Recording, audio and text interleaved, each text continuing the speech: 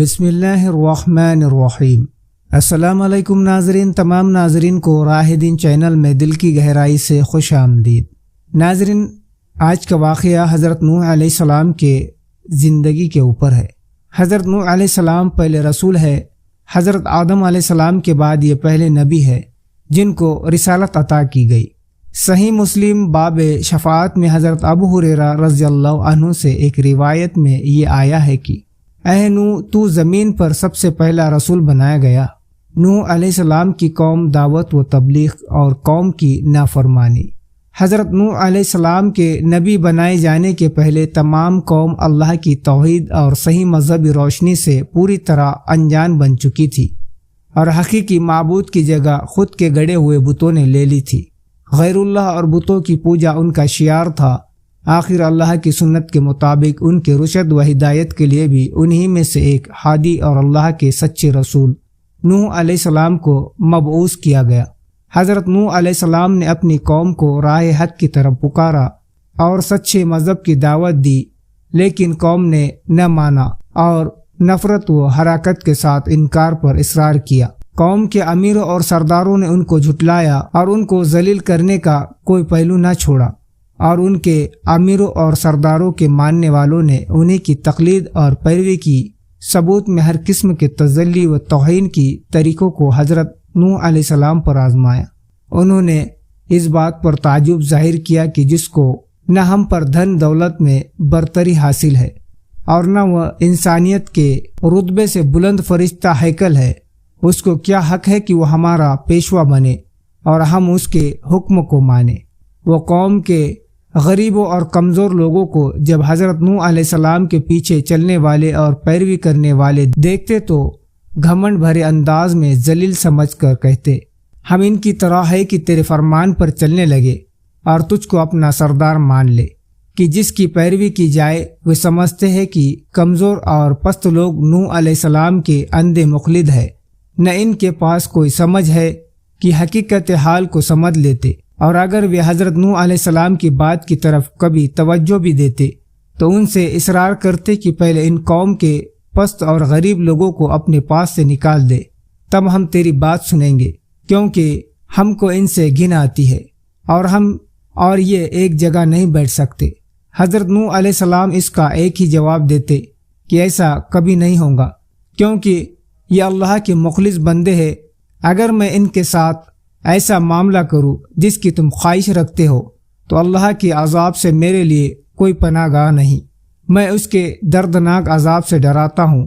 اس کے یہاں اخلاص کی قدر ہے، امیر و غریب وہاں کوئی سوال نہیں۔ ساتھ ہی ارشاد فرماتے کہ تمہارے پاس اللہ کی ہدایت کا پیغام لے کر آیا ہوں، نہ میں نے غیب دانی کا دعویٰ کیا ہے اور نہ فرشتہ ہونے کا۔ اللہ کا برگزیدہ پیغمبر اور رسول ہوں، اور دعوت و ارشاد میرا مقصد اور نصب العین ہے۔ اس کو سرمایہ دارانہ بلندی، غیب دانی یا فرشتہ ہیکل ہونے سے کیا واسطہ؟ قوم کے یہ کمزور اور غریب لوگ جو اللہ پر سچے دل سے ایمان لائے ہیں، تمہاری نگاہ میں اس لیے حقیر و ذلیل ہے کہ تمہاری طرح دھن دولت والے نہیں ہیں، اور اسی لیے تمہارا خیال میں یہ نہ خیر حاصل کر سکتے ہیں اور نہ سعادت، کیونکہ یہ دونوں چیزیں دولت و حشمت کے ساتھ ہے، نہ کہ غریبی اور اخلاص کے ساتھ۔ سو واضح رہے کہ اللہ کی سعادت و خیر کا قانون ظاہری دولت و حشمت کے تابع نہیں ہے، اور نہ اس کے یہاں سعادت اور ہدایت کا حاصل کرنا اور پانا سرمایہ کی رونق کے اثر میں ہے، بلکہ اس کے خلاف نفس کا اطمینان، اللہ کی رضا، قلب کا غنا اور نیت اور عمل کے اخلاص پر موقوف ہے۔ حضرت نوح علیہ السلام نے یہ بھی بار بار تنبیہ کی کہ مجھے اپنی دعوت پہنچانے میں اور ہدایت کے راستے پر لگانے میں نہ تمہارے مال کی خواہش ہے، نہ جہاں و منصب کی۔ میں اجرت کا طلبگار بھی نہیں ہوں۔ اس خلافت کا حقیقی اجر و ثواب اللہ تعالیٰ کے ہاتھ میں ہے، اور وہی بہترین قدر کرنے والا ہے۔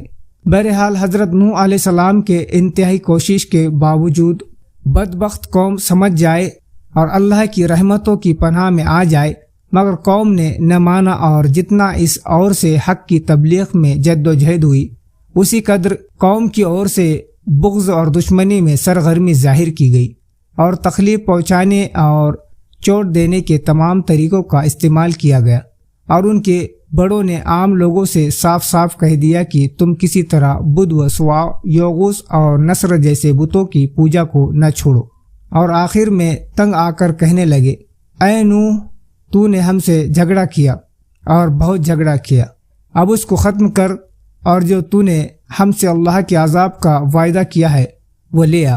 ہود 11:32۔ حضرت نوح علیہ السلام نے یہ سن کر جواب دیا۔ نوح نے کہا، ضرور اگر اللہ چاہیں گا تو اس عذاب کو بھی لے آئیں گا، اور تم اس کو تھکا دینے والے نہیں ہو۔ ہود 11:33۔ اس طرح جب قوم کے ہدایت سے پہلے حضرت نوح علیہ السلام بالکل مایوس ہو گئے اور اس کی باطل پرستی، ضد اور ہٹ دھرمی ان پر واضح ہو گئی، اور قرآن کے مطابق 950 سال تک برابر کی جا رہی دعوت و تبلیغ کا ان پر کوئی اثر نہیں ہوا، تو بہت زیادہ ملول اور پریشان خاطر ہوئے۔ تب اللہ تعالیٰ نے ان کو تسلی کے لیے فرمایا، اور نوح پر وحی کی گئی کہ جو ایمان لے آیا وہ لے آیا، اب ان میں سے کوئی ایمان لانے والا نہیں ہے، پس ان کی حرکتوں پر غم نہ کر۔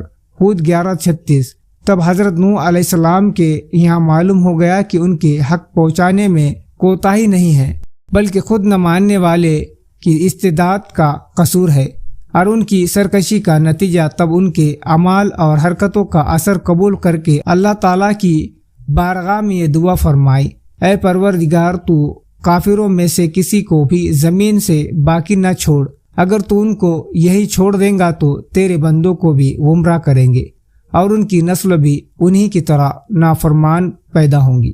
نوح 71:27۔ تو ناظرین، ملتے ایک دوسرے ویڈیو میں۔ السلام علیکم، اللہ حافظ۔